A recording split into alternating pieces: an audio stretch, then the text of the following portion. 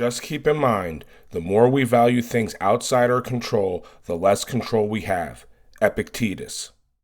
This is what's known as the dichotomy of control, knowing the things that are within our control and the things that are outside of our control. This is essential to being effective in the game of life.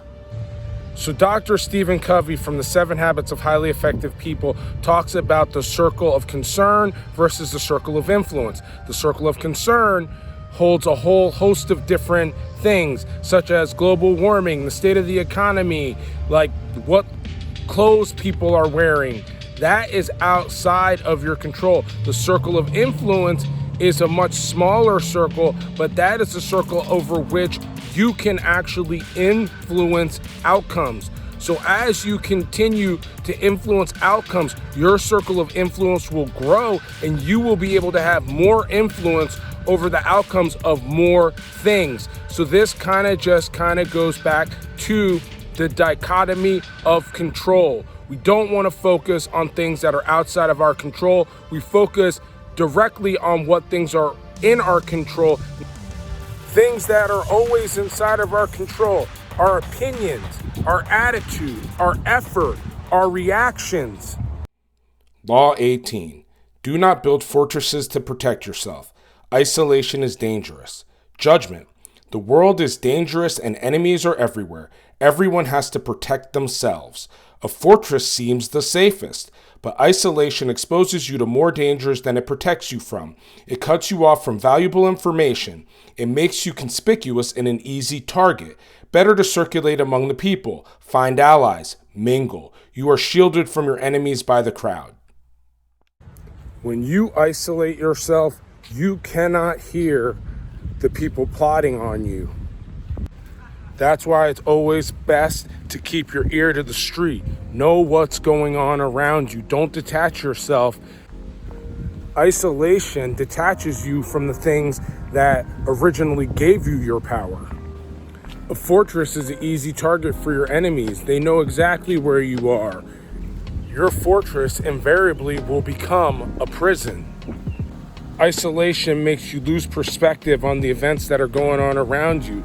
You can't really have that bird's eye view when you're isolated. Isolation makes you paranoid. How do you get over the isolation, defeat the isolation? Force yourself into more and more different circles. Flow in and out of different circles and mix with different types of people. That way it will be much harder for people to keep their plots away from you. The false dilemma or false dichotomy.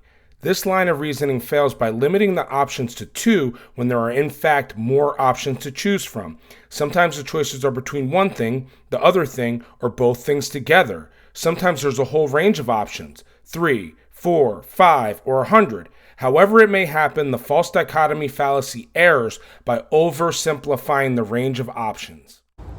The either-or fallacy, also known as the false dichotomy, it mistakenly assumes that there are only 2 solutions to a problem.